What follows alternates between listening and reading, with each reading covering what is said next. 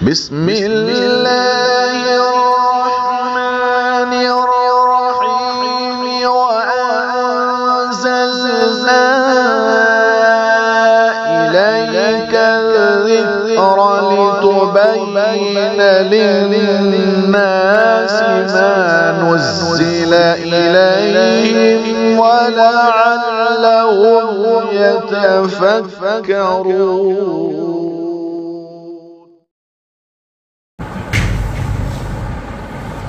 الحمد لله رب العالمين والعاقبة للمتقين والصلاة والسلام على سيد الأنبياء وأشرف المرسلين محمد وعلى آله وأصحابه أجمعين ومن تبعهم بإحسان إلى يوم الدين. أما بعد فأعوذ بالله من الشيطان الرجيم. بسم الله الرحمن الرحيم. إنما يعمر مساجد الله من آمن بالله واليوم الآخر وأقام الصلاة وآتى الزكاة ولم يخش إلا الله فعسى أولئك أن يكونوا من المفلحين. صدق الله العظيم. بزرگان محترم، دعا فرمائیے کہ اللہ رب العزت کچھ میرے اور آپ کے کام کی باتیں کہلوا دے اور کہی سنی باتوں پر اللہ رب العزت ہم تمام کو عمل کی توفیق نصیب فرمائے.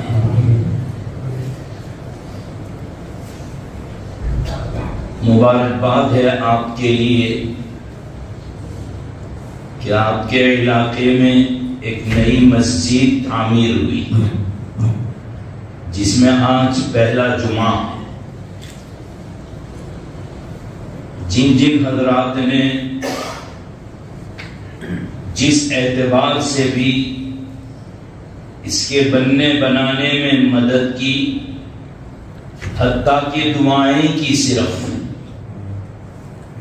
اللہ رب العزت تمام کو اپنی شان سے بہترین بدلہ عطا فرمائے.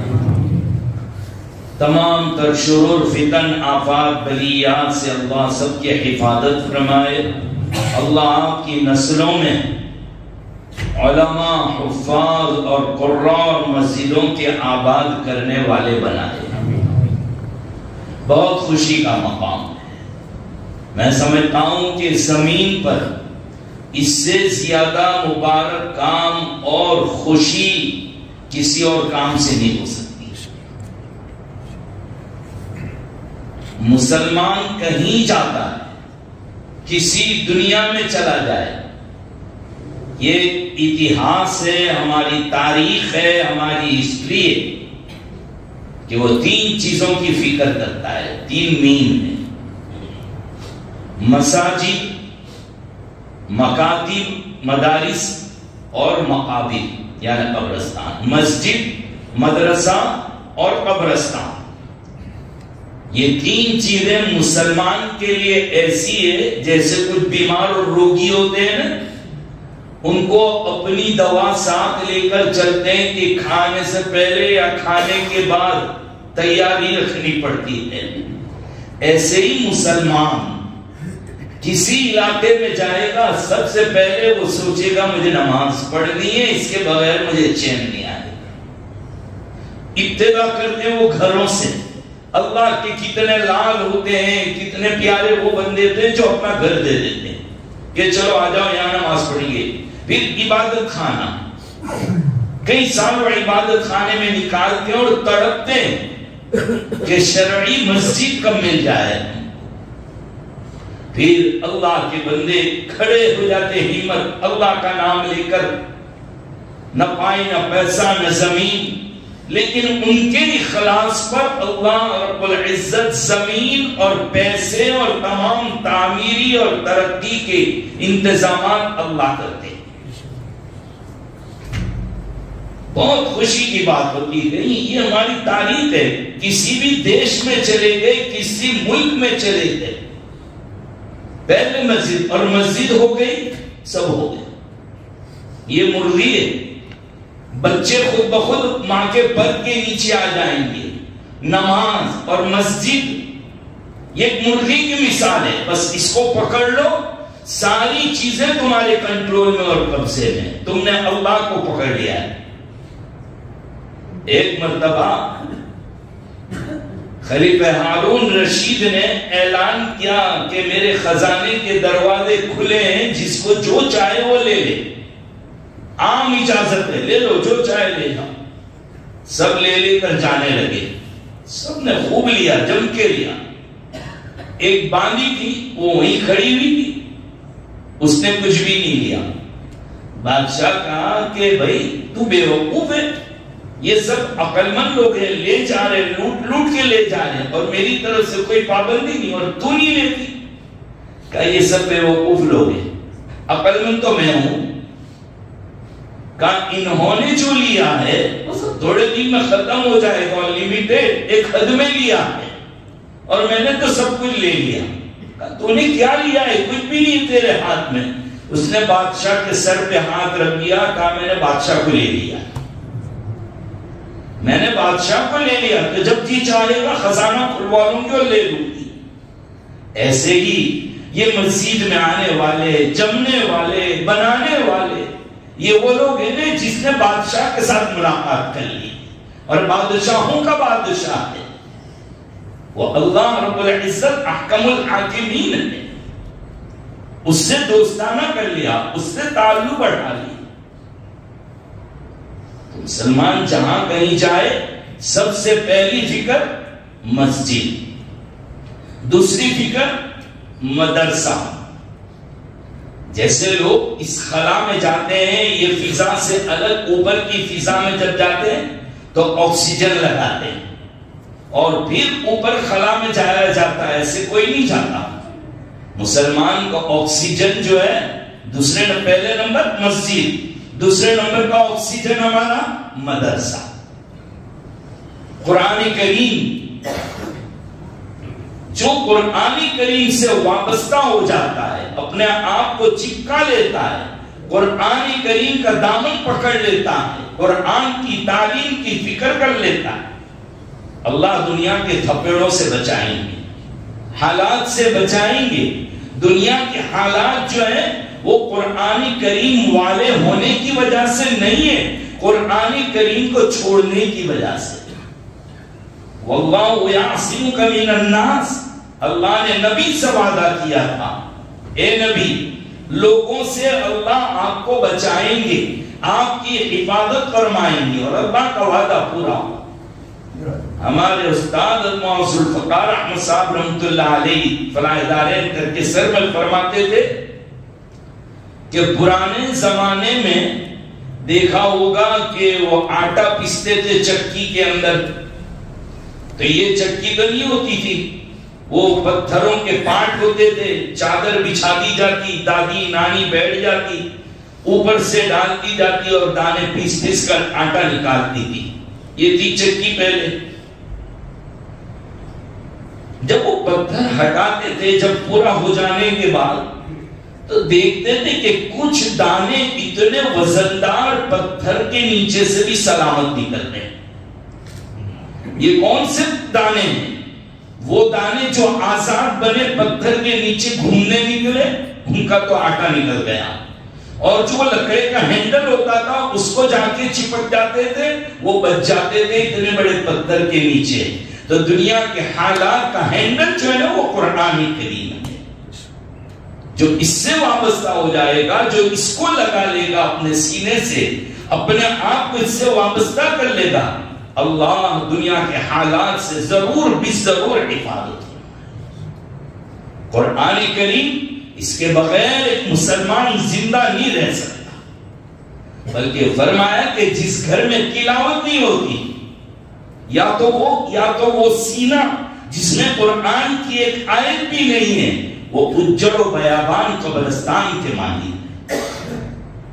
مسلمان ہو اور قرآن کریم نہ پڑھے، یہ کبھی بھی نہیں ہو سکتا۔ اس لیے جہاں جائیں گے پہلی فکر کہ ہماری اولاد کو قرآن کریم پڑھائیں گے تو فائدہ تو ہمارا ہی ہے، اس لیے کہ قبر میں تو کوئی کرنسی چلنے والی نہیں ہے، وہاں تو ثواب اگر ہے، ایصال ثواب کسی نے پڑھا کر ہماری طرف سے کچھ صدقہ خیرات کر دیا، نیت کر لی، اللہ اس کا ثواب پہنچائے۔ اگر اولاد کو قرآن کریم پڑھا دیا، کچھ 2-4 آیتیں پڑھ کر اپنے ماں باپ کے لیے دعائیں کر دیں گے، قبر میں معاملہ آسان ہو جائے۔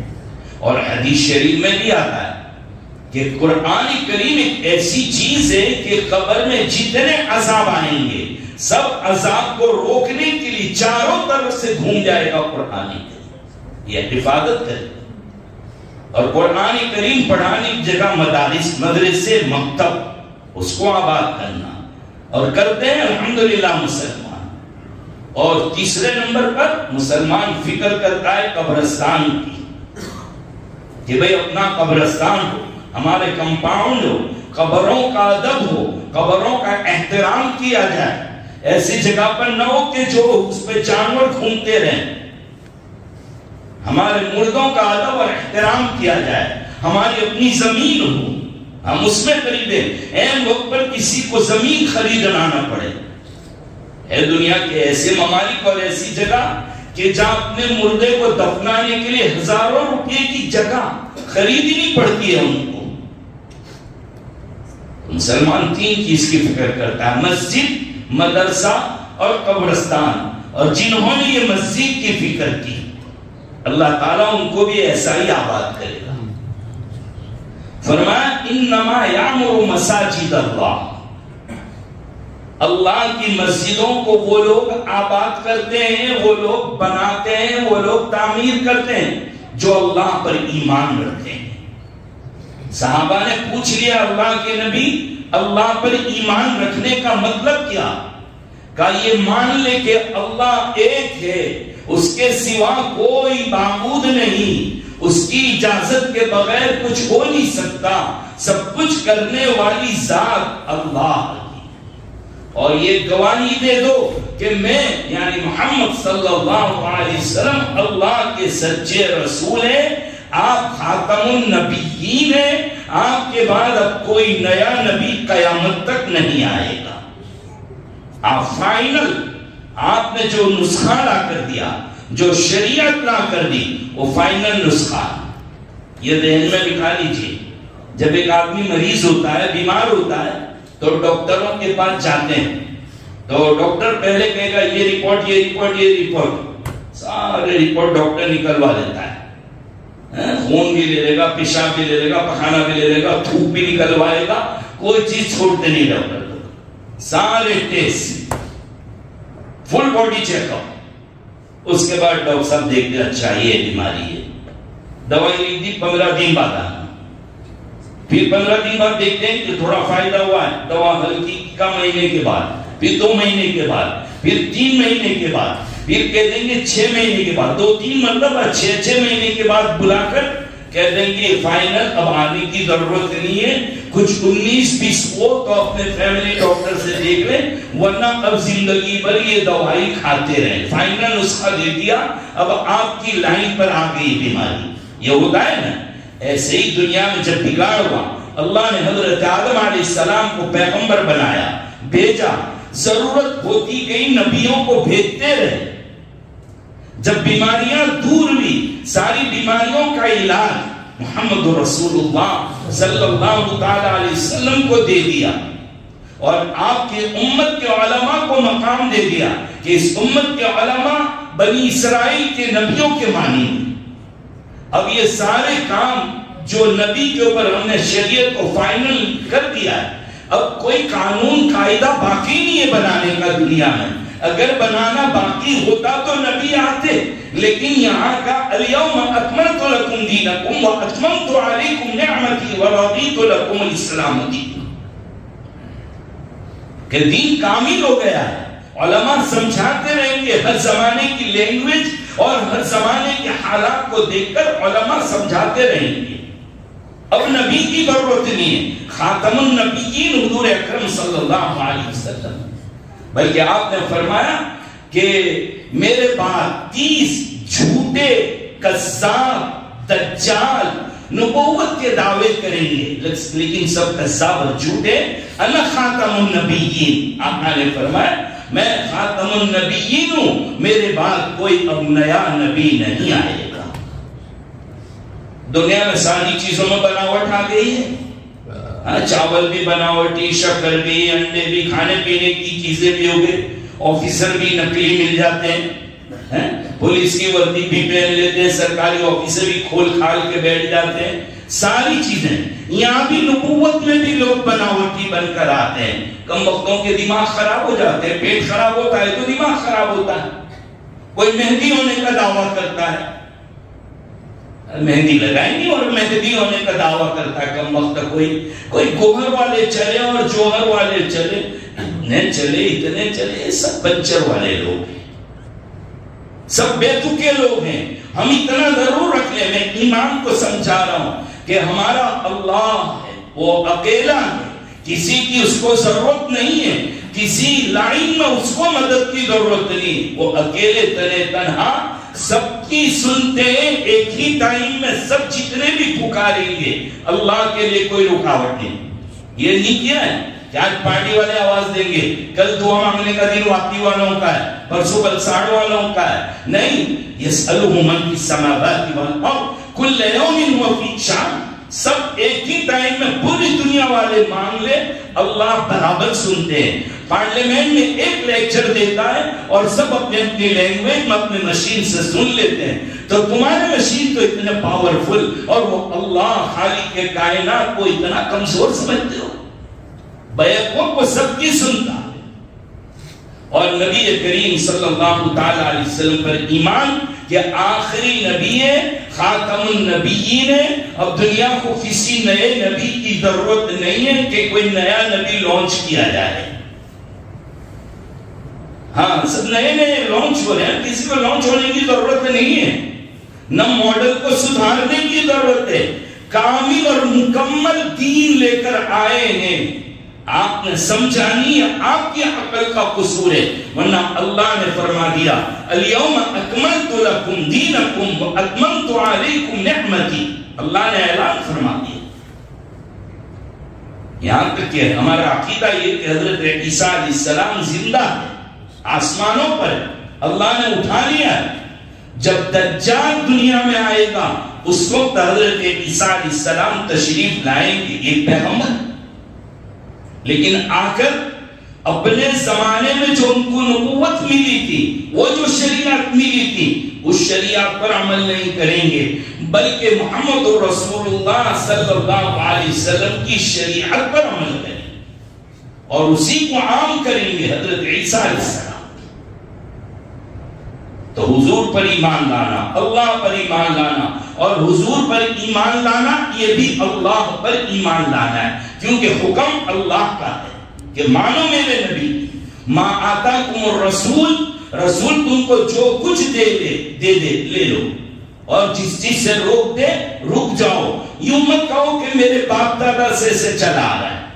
کچھ لوگوں نے حضور کو جواب دیا تھا کہ ہمارے باپ داداؤں کو تو یہ کرتے دیکھا، قرآن نے بہت اچھا جواب دیا، ذرا مرچ لگ جاتی ہے لوگوں کو، کہا لا یعقلون شیئا ولا یہتدون، اگرچہ تمہارے باپ داداؤں کے پاس عقل بھی نہ ہو اور ہدایت بھی نہ ہو، پھر بھی ان کی مانو گے، قرآن کی مانو، رسول اللہ کی مانو، اللہ کی مانو، تب جا کر تم کامیاب ہو جائیں۔ تو انما یعمر مساجد اللہ، اللہ کی مسجد کو وہی تعمیر کرتے ہیں۔ تعمیر کرنا ایک تو یہ ریتی، اینٹ، سیمنٹ، ٹائلز، کانچ، کھڑکی، دروازے، قالین یہ لگانا، یہ بھی تعمیر کرنا ہے، اور ایک تعمیر کرنے کا مطلب مسجد کی صفائی، مسجد کی حفاظت، یہ بھی وہی لوگ حفاظت کریں گے جو اللہ اور رسول پر ایمان رکھتے ہیں، وہی مسجد کو آباد کریں گے جو اللہ اور رسول پر ایمان رکھتے ہیں۔ مسجد کی تعمیر میں بہت سی چیزیں آ جاتی ہیں، حفاظت کرنا، صفائی کرنا، انتظام کرنا، مسجد کی صفائی اور مسجد کا ادب سب سے بڑا۔ دیکھو مسجد میں آؤ تو بالکل ادب کے ساتھ آئیے۔ حضرت عمر رضی اللہ تعالیٰ عنہ، نام تو سنا ہے، اسلام کے خلیفہ ثانی، اللہ کے نبی صلی اللہ تعالیٰ علیہ وسلم کے قریب مزار اقدس میں آرام فرما رہے ہیں، بڑے نام ہیں، بڑے کام ہیں حضرت عمر کے۔ جب مسجد میں آتے تھے تو بہت ڈرے ڈرے رہتے تھے، 2-3 ساتھیوں کے ساتھ آتے تھے. کسی نے پوچھا امیر المومنین کیا ڈر لگتا ہے؟ کس چیز کا؟ کیوں ڈرے ڈرے آتے ہیں؟ کہا کہ میری بے تکی حرکتوں سے، کہیں میری بے ادبی کی وجہ سے اللہ کوئی عذاب نہ بھیج دے. میں 2-3 کو لے کر آتا ہوں کہ ان کی برکت سے اللہ عذاب کو روک دے. اتنا ڈرنے کا مقام ہے. اسی لیے تو کہا گیا کہ جب مسجد میں آؤ، دیکھا کہ امام صاحب رکوع کے اندر ہے، اٹھ جائیں گے، ہم لوگ دوڑتے ہیں رکعت چلی جائے گی. نہیں، رکعت چلی جائے، چلی جانے دو. سن لو کان کھول کر، چلی جاتی ہے رکعت، چلی جانے دو. دوڑنے کی اجازت نہیں ہے مسجد. سلام پھرا دیں گے امام صاحب، پھرا دینے دو، آپ چل کر آئیے. مسجد میں دھپ دھپ دھپ کی آواز نہیں آنی چاہیے. ان لوگوں کے لیے بڑا سبق ہے جو تراویح کی نمازوں میں پیچھے بیٹھے رہتے ہیں.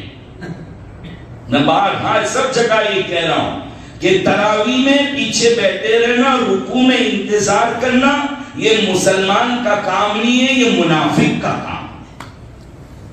یہ دوغلا پن کا کام ہے کہ اللہ کی محبت کا دعویٰ کرتے ہو، مسجد میں آتے بھی ہو اور قرآن سننا نہیں ہے، بیٹھ جاتے ہو پیچھے.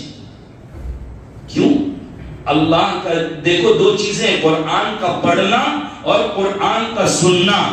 جب یہ نظر غلط جگہ پر استعمال ہوگی، چاہے وہ اسٹریٹ اور روڈ میں ہو، محلے میں ہو، نظر خراب کرو گے، یا اسکرین پر موبائل وغیرہ کی غلط چیزیں دیکھو گے جس سے اللہ نے روکا ہے، وہ چیزیں دیکھو گے، اللہ قرآن پڑھنے کا شوق کھینچ لیتے.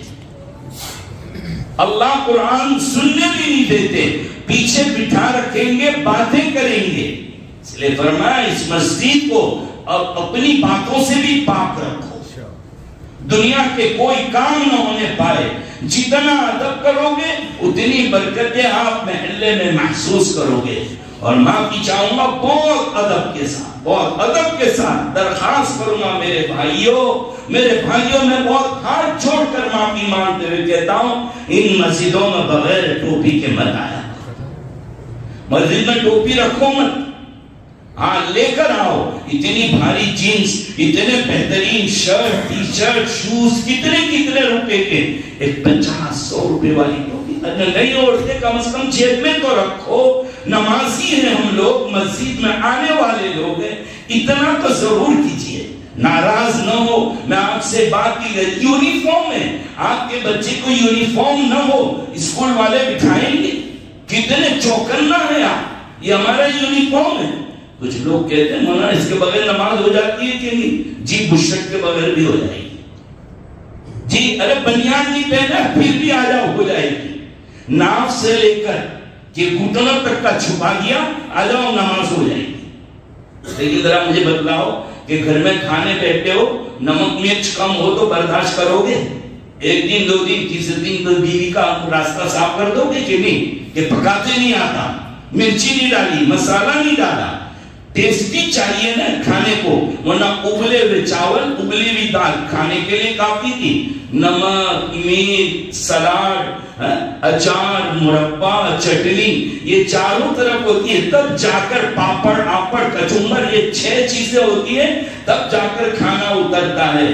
تو یہ نماز کا جو کپڑے ہیں ادب کے ساتھ، یہ بھی سارا نمک مرچ مسالہ ہے. ٹوپی مت کیا کرو دلیل بازی ہے. میرے نبی نے ہمیشہ ٹوپی استعمال کی ہے. مسلمان بھی لگنا، آج دنیا والے اپنے آپ کو مسلمان ظاہر کرتے ہیں، ہم کیوں اپنے آپ کو چھپائیں؟ وَلَمْ يَخْشَ إِلَّا اللَّهُ. مسجد آباد کرنے والوں کی ایک نشانی یہ بھی بتلائی کہ وہ اللہ کے سوا کسی سے نہیں ڈرتے. اور نماز کے بارے میں سب چیزوں میں کوالٹی چاہیے، نماز کے بارے میں کوالٹی نہیں چاہیے، اچھی اعلیٰ قسم کی. انشاءاللہ اس پر ادب کرو گے. آخری بات سن لو، مسجد میں ٹوپی رکھیں یا نہ رکھیں؟ نہیں، مت رکھو، ورنہ پھر کل چڈوں کی فیشن نکلے گی تو لنگیاں رکھنی پڑے گی، آپ کو جبے رکھنے پڑیں گے.